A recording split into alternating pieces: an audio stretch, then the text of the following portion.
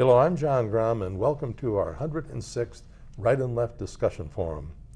We hold our discussions twice monthly to demonstrate the value of civil, productive, open-minded political discussion. Today, our panel will discuss the potential value of anti-drug promotional programs similar to past programs Just Say No and This Is Your Brain on Drugs, which ran in the 70s. And were not proven successful, but the indication was they were very successful. Today's panel, beginning on my left, is Jerry Ritzman, co-founder of Ritzman Pharmacies. On his left is Dr. Ronald Chamberlin, retired senior research chemist. On his left is Bryan Laubaugh, president of R&B Financial Services. And on his left is Patty Haskins, retired math teacher and current member of the Wadsworth City Council. Jerry, I'm sure you remember the anti-drug campaigns of the 80s, and that they were successful in reducing the number of young people who began taking drugs, particularly marijuana at the time. In that time frame, the Partnership for Drug-Free America launched a successful campaign called This Is Your Brain on Drugs.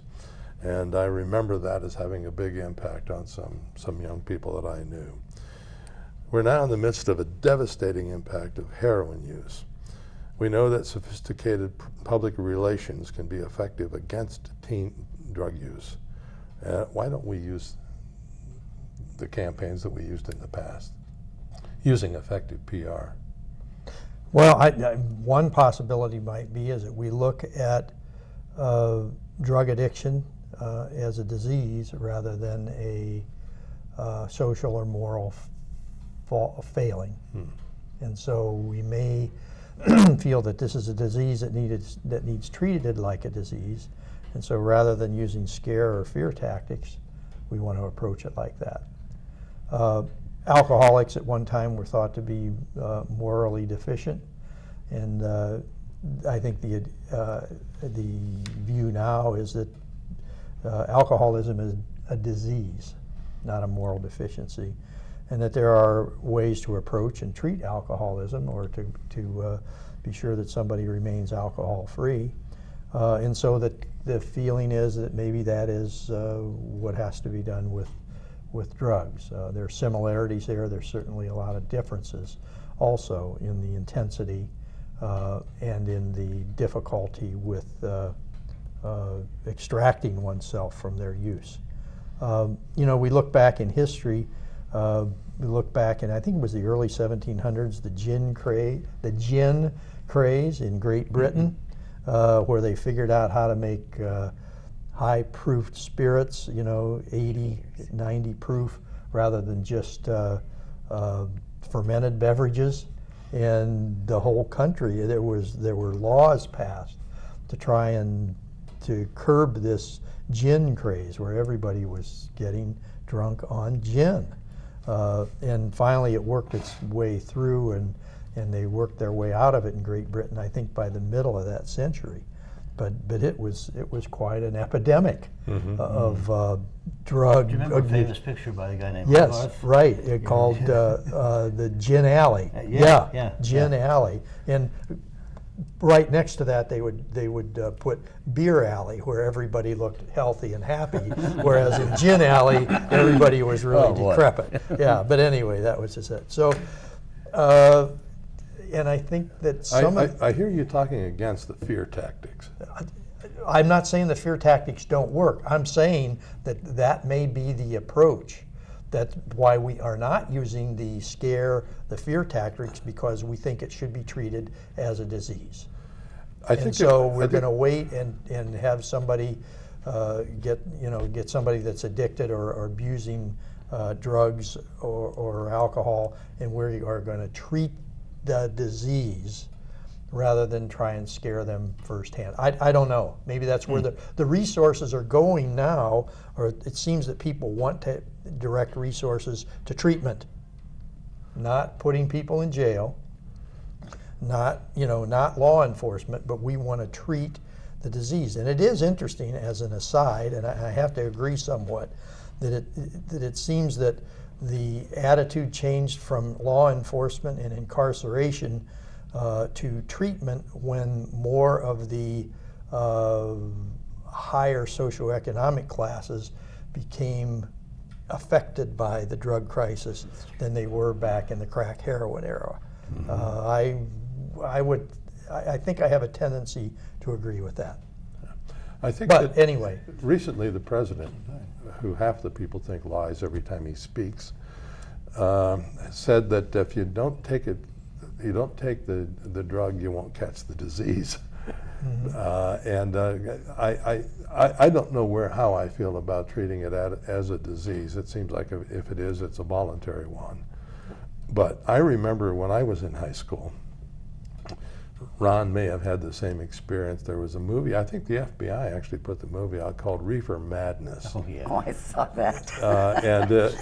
If you didn't know anything at all about marijuana, we weren't even sure if the J was silent in marijuana. Mary Jane. But it scared the daylights out of us. When there was never a moment in my life after that I was even tempted to take an illicit drug.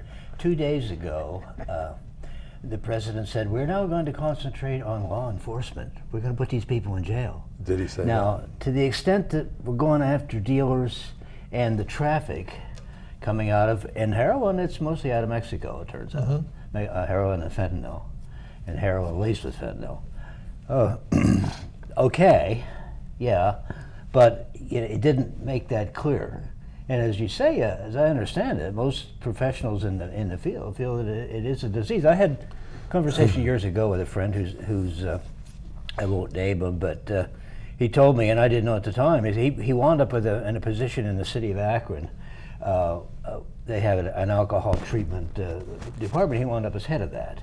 And he came out to talk to our Sunday school class. And he says, you didn't notice that, Ron, but I'm sitting home in the afternoon drinking beer. I figured it would work for me. Beer would be fine. It wasn't. And he says it's a cycle. Alcoholism was a cycle. The physical addiction followed by the social aspect of it gets you back into the physical addiction. Now, I don't know that that's true with harder drugs, but certainly, well, interesting statistic I saw, nicotine kills more people than alcohol and traffic accidents combined. It's legal. We try to protect children from it. It's a trick with numbers, but that's assuming that if you didn't die from lung disease, you'd never die. Well, yeah. Anyway, I don't know, again, what this approach would be, whether it's going to be a PR campaign, yeah, maybe that would work, but it is a disease. Well, I feel that it is a disease. I don't mean to jump in here again and before No, our no, other sorry. panelists, but I believe that alcoholism and addiction to opioids is a disease. Some people can use alcohol or opioids and get a bad reaction from it, and they do not want to come close to it again. Other people can use it one time, and they know that they're hooked.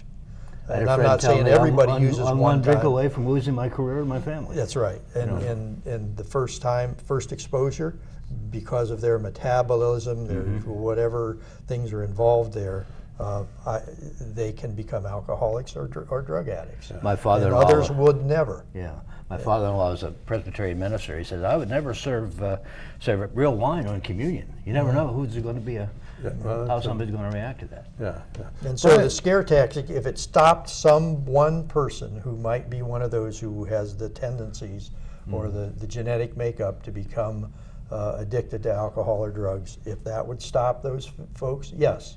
Yeah, it's going to stop some. So it might be useful to devote some resources to those just say no type campaigns. It's easy to fall into a way of thinking that says, how in the world does somebody decide to put that needle in their arm the first time? Don't they know that that is a step that can only lead to personal disaster? And then I ask myself the question, do they know? Do they know, before they put that needle in their arm, that this is the end of your life?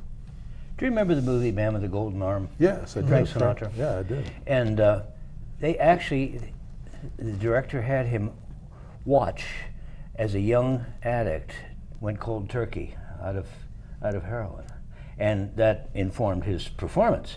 And oh boy, that was frightening. I know. I still remember. That was frightening. Yeah.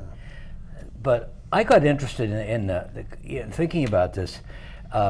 People still talking about legalization, and I looked up. There's sort of a debate thing, and it's a list of pros and cons, which are sort of interesting here. For the motion, for says, well, the war on drugs, sort of doesn't work.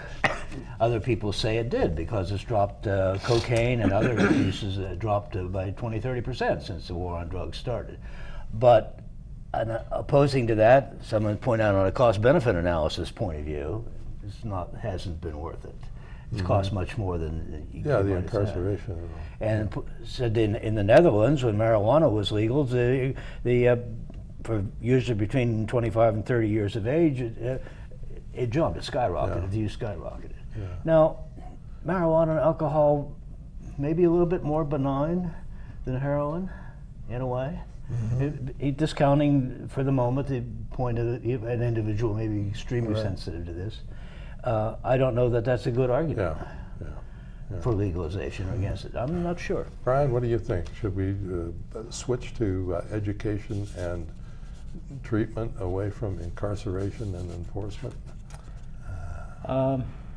When you look at the issues, I'm for all of the above. Scare the bejeebers out of the kids. Show them those movies. You go on YouTube and see people that are basically dead, sitting in their cars with kids in the back, and it takes 2 or 3 Narcan doses to bring them back to life.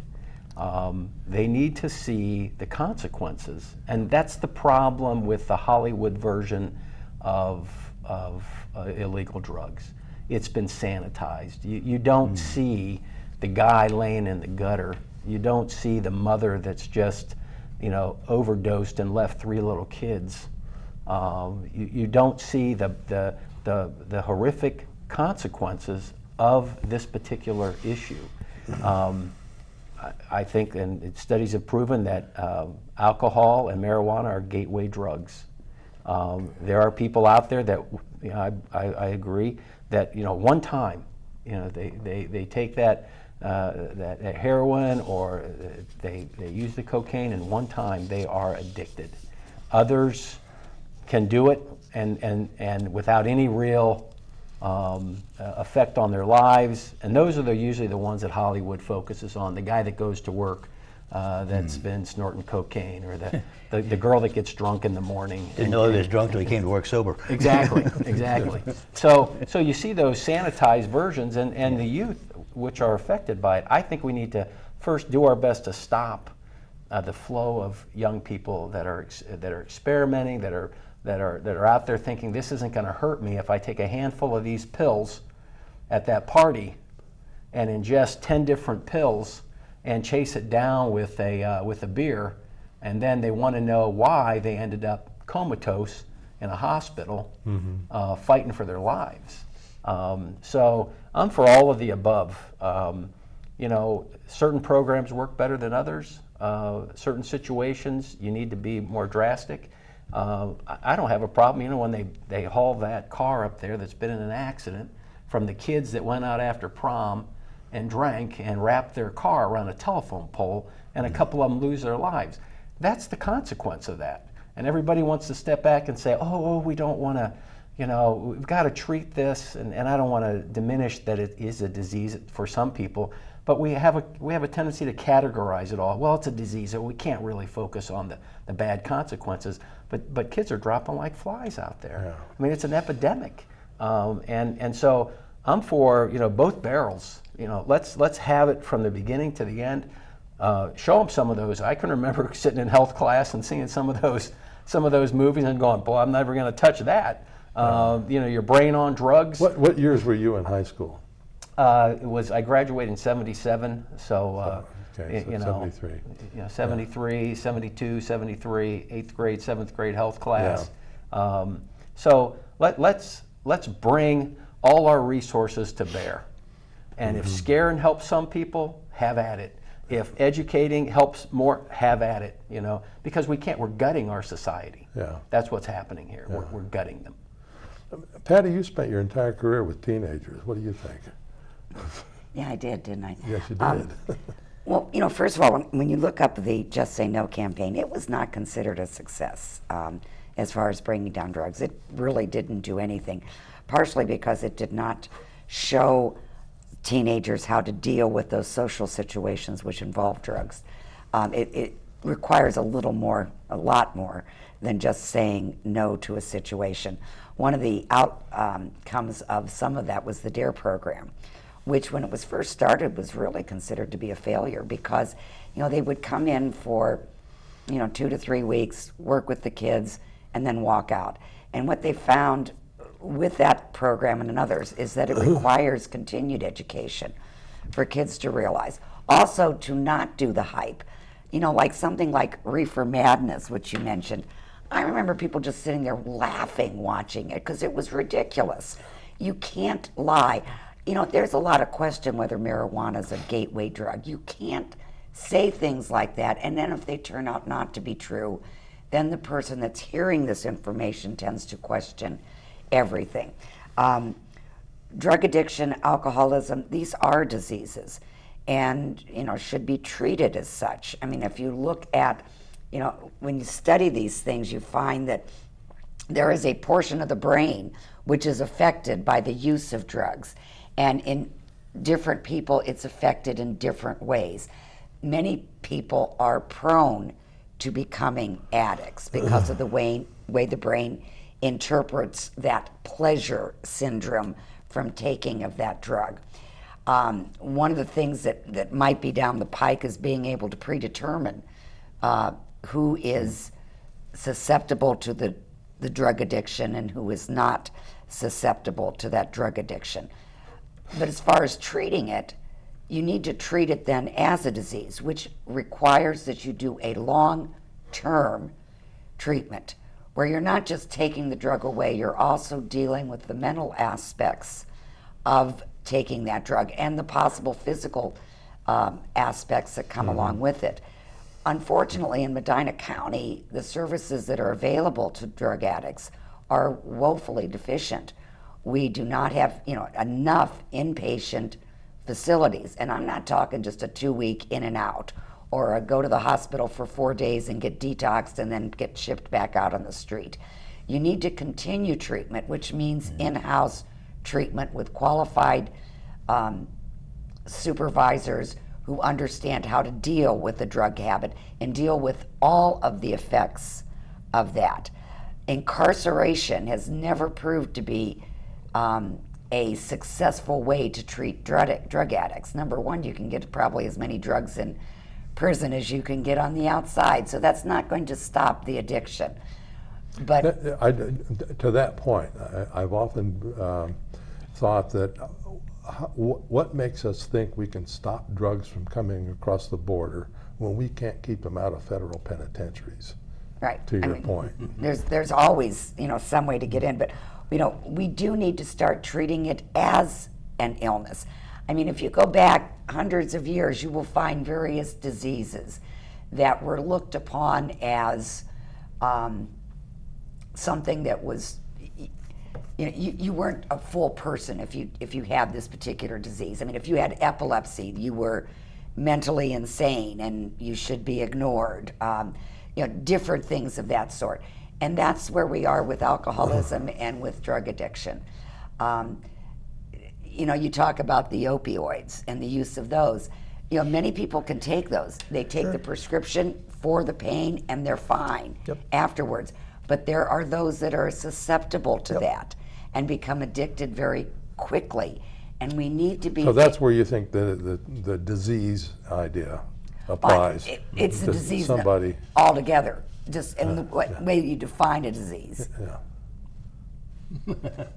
Yeah, Patty, I agree with you that it's a disease, but just like any other disease, such as strep throat, you won't get strep throat unless you come into contact with that bacteria. If somebody has would have the disease of addiction to opioids or to recreational drugs, they would not get that disease if they never came in contact with it. So I can see the scare tactics if it kept them away from it to the point where they were the age where they could reason it through and see some of the So consequences. should we ban alcohol, go back to prohibition?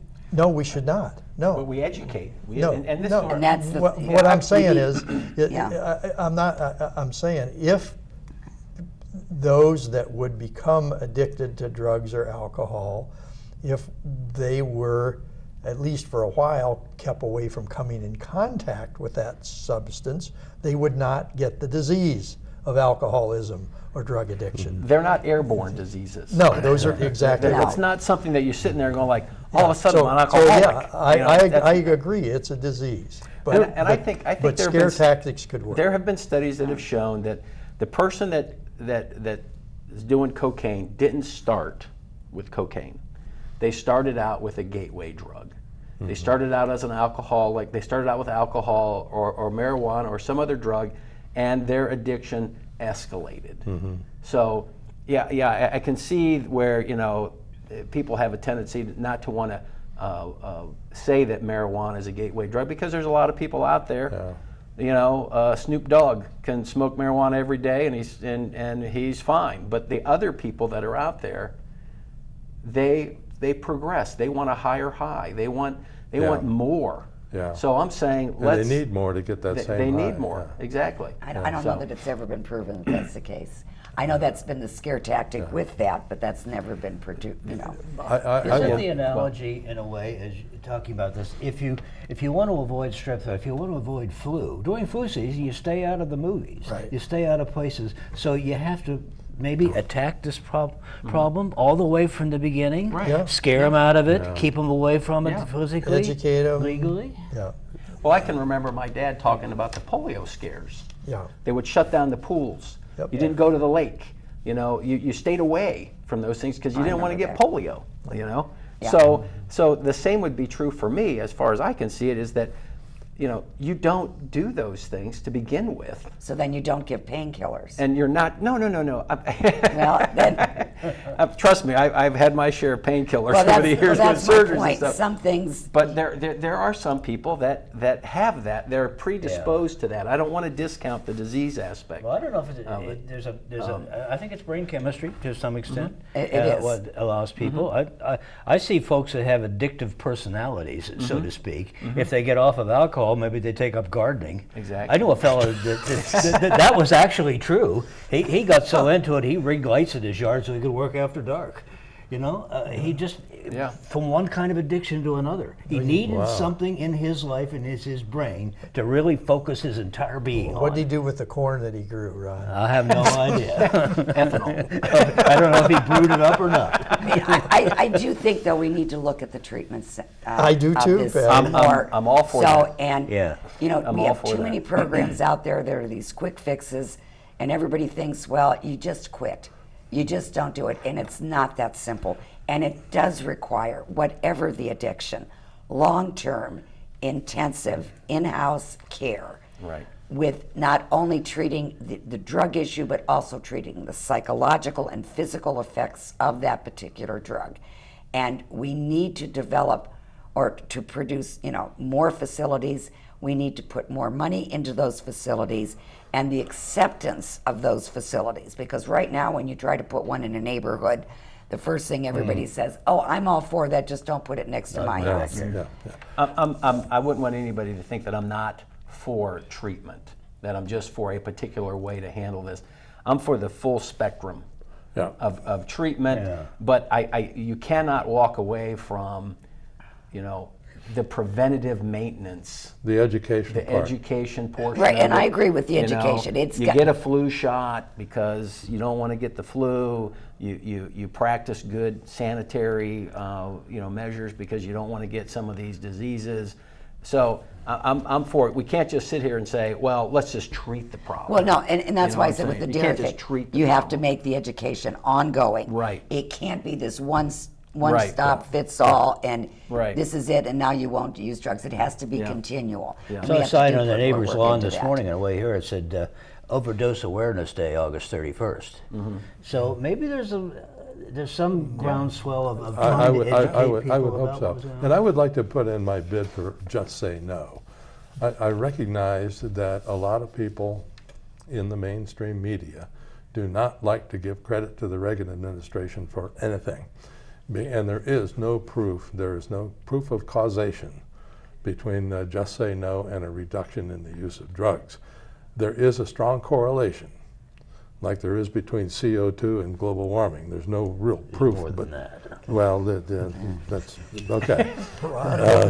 Well, some other day Get the we'll do latest that. report that got leaked in the New York Times because they were afraid the government would Okay, Ron. All right, we'll talk about it some other time. continue with your point. You brought it up, John. From heroin use I brought it up. to global warming. One of my, can I make a comment on one of my favorite topics, the law of unintended consequences?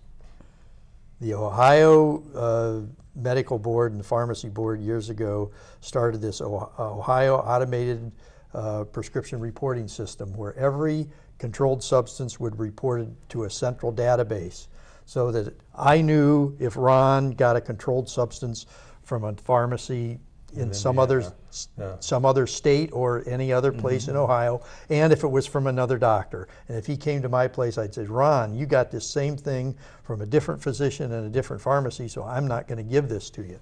That cut back a lot on that doctor shopping and pharmacy shopping. Yeah. And it pushed the need for heroin because people couldn't get legitimate prescription and the heroin drugs. was actually cheaper, And, and they could buy it on so the street.